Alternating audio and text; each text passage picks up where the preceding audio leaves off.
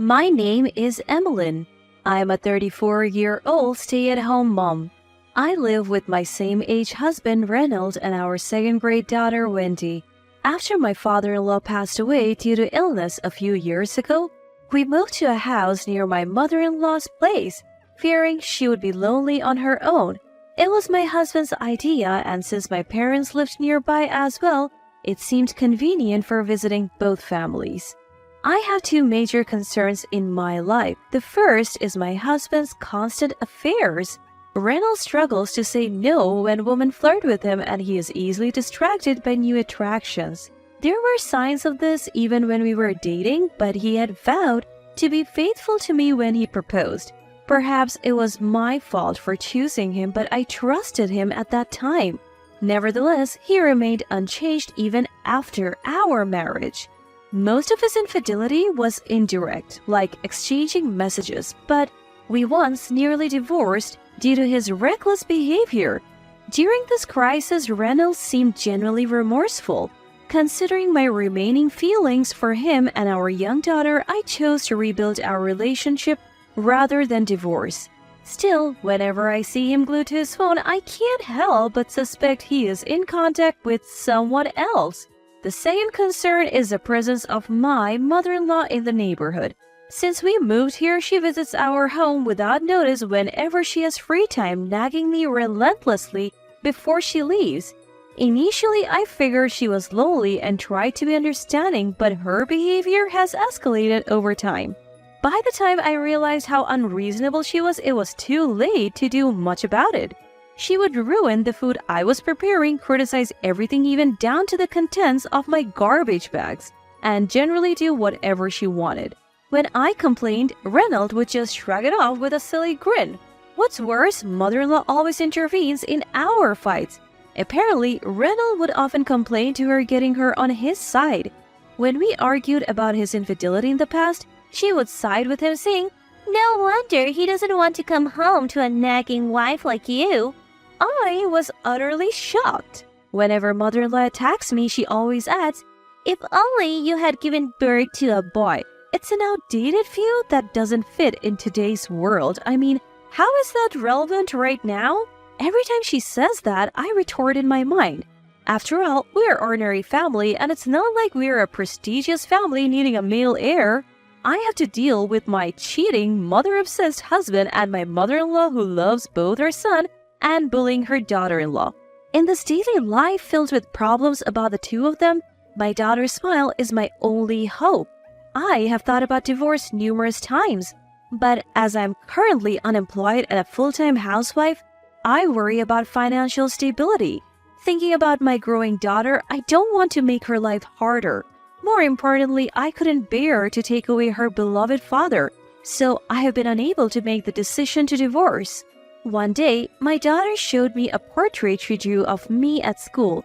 In the picture, I was holding her hand and smiling. She's gotten quite good at drawing, I noticed. I smiled, feeling proud of my daughter's progress. Because of her, I can still keep going, as I stroked her head, saying, "Thank you." She grinned shyly. Then, on another regular day, while I was doing housework after seeing my husband and daughter off to work and school, my mother-in-law called. She had something for me and wanted me to come over to her house immediately. The call was demanding that I come to my mother-in-law's house immediately because she needed something. "Why don't you get what you need as you usually do, Mom?" By this point, I had developed some resistance to my mother-in-law's unreasonable demands and could retort back if she threw a word or two my way. "Well, summoning an old woman like me, what a cold-hearted daughter-in-law you are." As expected, my mother-in-law raised her voice very dramatically. I let out a sigh. Looking out the window, the outside was gloomy and dark. It looked like it was about to rain any moment. All right, I'll head over there in a bit." Saying that nonchalantly, I ended the call. I wasn't sure what she needed, but I could easily imagine that it was some minor chore, like always, a burnt-out light bulb, a bathtub that needed cleaning. I sped up the folding of the laundry, changed into something more comfortable, and headed over to my mother-in-law's place. Upon arrival, I was greeted by my mother-in-law. "Took you long enough." However, she seemed unusually cheerful. Mom, do you have guests over?" I tilted my head as I saw a pair of leather shoes and pumps neatly arranged at the entrance. Yes, there's someone I want you to meet. I was puzzled even more, but as I followed my mother-in-law into the living room, I found my husband who was supposed to be at work and an unfamiliar woman. Moreover, the woman had a noticeably large belly. Come on, have a seat. Prompted by my mother-in-law, I sat down. I thought you were at work? Bypassing the woman for the moment, my husband scratched his cheek awkwardly as I addressed him. I took a paid day off. I have something I need to talk to you about today, and I asked Mom for help. Is it about this lady? As I glanced at her, the woman was peeling an orange with a calm expression and munching on it. In contrast, my husband paled, trembled, and bowed his head deeply. I got her pregnant. She's due in 3 months, and she says she wants to keep the baby, so I want a divorce. When I saw the woman's belly, I had more or less guessed. I couldn't bring myself to tell you, and while I was procrastinating, her belly kept growing. Seeing that, my husband pathetically apologized and asked for a divorce. I let out a big sigh. Who was that apology for? It was an apology to push through his own demands, not an apology to me. Knowing that, I couldn't hold back the sadness that welled up inside me. Were you not thinking about Wendy? How could you interact with Wendy while you were having an affair? This was something I had said to my husband when we were in a terrible state due to his previous affair. But I told you to think about Wendy, not me. If you ever feel like having an affair again, didn't I? My husband adored our daughter. That's why I cried and told him that his affair would not only hurt me, but also our beloved daughter, but it seems it didn't deter him at all. This isn't an affair, it's real love. A gentle voice interrupted the conversation between my husband and me. The woman he cheated with was looking at us with a calm smile. Reynolds always told me that he loved me more than his wife and daughter. That's why I could get pregnant with a boy that his mother desired as a symbol of our love. Saying that, she smiled. And while saying right, she stroked her belly. Her audacity was so outrageous that I was more flabbergasted than angry. I couldn't believe he dared to say something like that in this situation. Then, my silent mother-in-law decided to speak up. Well, unlike you, Marcia is young, gentle, and kind-hearted. I completely support your divorce. Turns out, the mistress's name was Marcia. I would think a kind-hearted young lady wouldn't go getting herself pregnant with a married man's child. I muttered this under my breath, and my mother-in-law glared at me in irritation. Enough out of you. You're done here. You only give birth to girls, so just get divorced and leave quickly. My mother-in-law, shooing me away with a wave of her hand, shouted at me. My husband wouldn't meet my eyes, and Marcia stroked her pregnant belly with a victorious grin. I understand about the divorce. I will take care of Wendy. I felt as if I was being driven out, and I ran out of my in-laws' house. As expected, it had started to rain outside. I had brought an umbrella when I came, but I had left it at the entrance of my in-laws' house.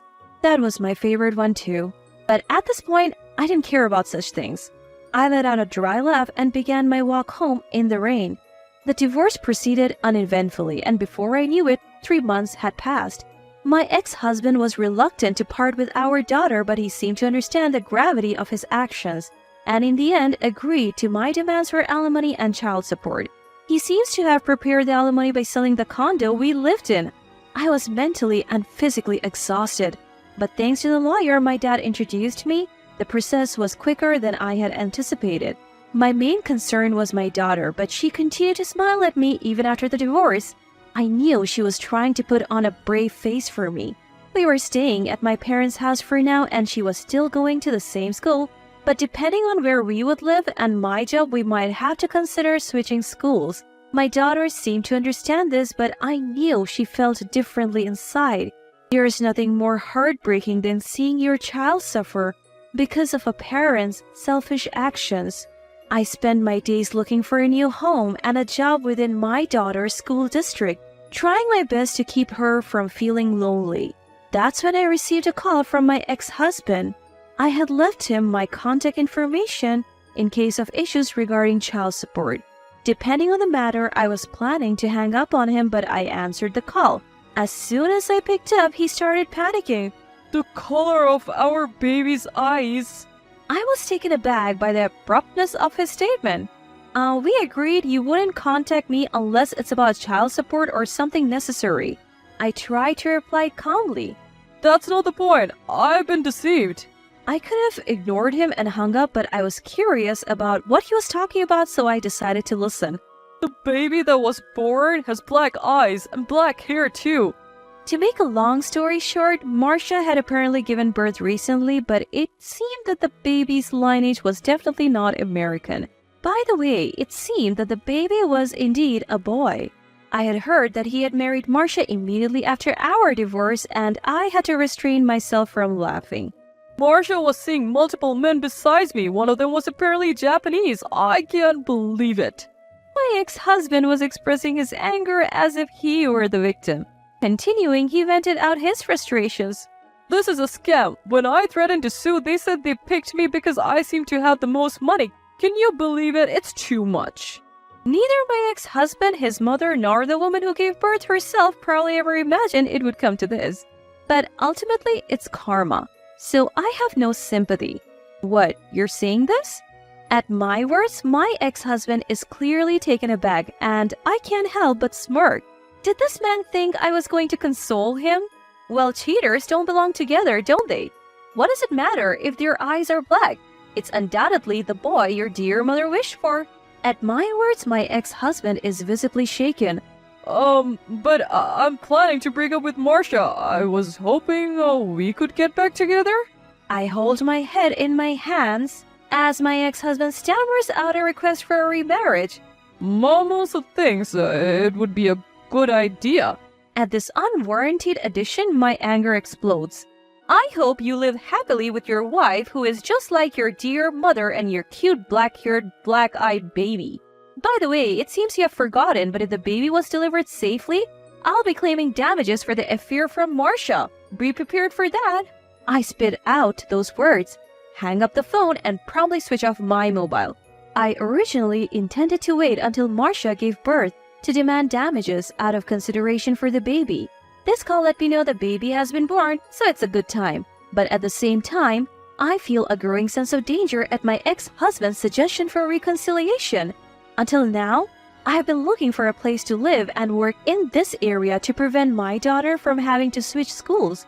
But I'm starting to think it might be better to move to a place out of their reach. That evening, I was having dinner with Mom and my daughter. Dad hasn't come home from work yet. My daughter is excited to watch anime together when Grandpa comes home. Even Mom is looking forward to it, saying, maybe Grandma should join in too. Our peaceful moment is abruptly interrupted by the sudden ringing of the intercom.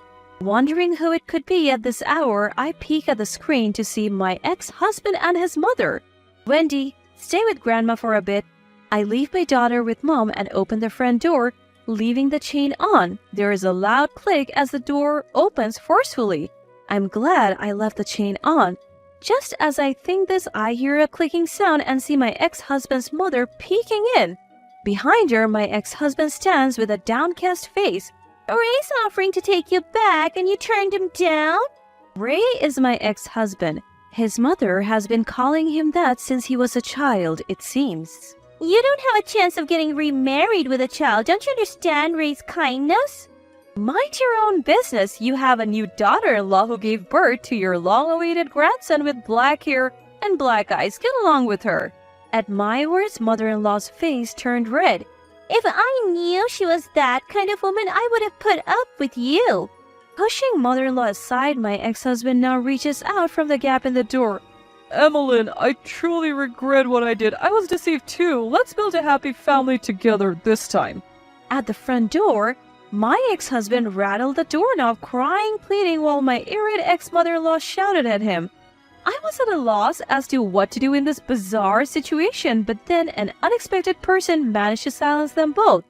Dad, you guys always pick on Mom. I hate you. When I turned around, my daughter was standing there with tears in her eyes. Mom, running up from behind her, was trying to keep her away from the door. In Mom's hand was her smartphone. Your father and our lawyer are on their way over. It turned out she had been in touch with my dad and the lawyer who had helped me during the divorce. Wendy must have taken advantage of the chaos to come over to my place. I felt a little relieved at Mom's words. I was honestly scared of the intense energy the two were exuding, almost as if they would break in any moment. "Wendy, why don't you wait over there with Grandma?" But Wendy stubbornly shook her head. "I'll protect Mommy. I hate Daddy and his friend," she declared, bursting into tears. I couldn't help but tear up at the sight and pulled her into my arms. My ex-mother-in-law and ex-husband just stood there dumbstruck. All of their prior aggression seemed to vanish, leaving their faces void of any life. Wendy's words had hit them hard. While all this was going on, Dad and the lawyer finally arrived, and to top it off, a police car showed up as well. It seems the neighbors had called the police. Reynolds, your daughter will never be with you again. If you truly regret what you have done, then you know what you should be doing, and it's not this. I spoke up after Dad standing before my ex-husband and mother-in-law. "Please don't hurt Wendy anymore. I won't ever comply with your demands. I never want to be involved with you again." My words, followed by Dad's, seemed to hit them hard. They grimaced, nodded, and quietly got into the police car. The lawyer assured us, "I'll take stricter measures to ensure this never happens again." He would be dealing with the compensation for Marcia, my ex-husband's mistress, among other things.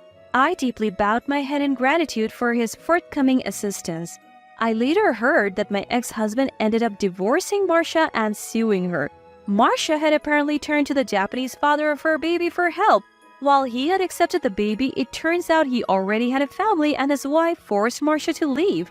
Now, Marcia faces demands for compensation not only from me and my ex-husband, but also from the wife of her baby's father. I can't help but worry about her future and hope for the best for her child. My ex-husband and ex-mother-in-law are now the talk of the neighborhood, leading a miserable life together. My ex-husband has increased his overtime to pay the child support and remaining compensation, working like a horse but making sure to pay on time. As for me and Wendy, we have moved to a place where we have no connection with my ex-husband and his mother.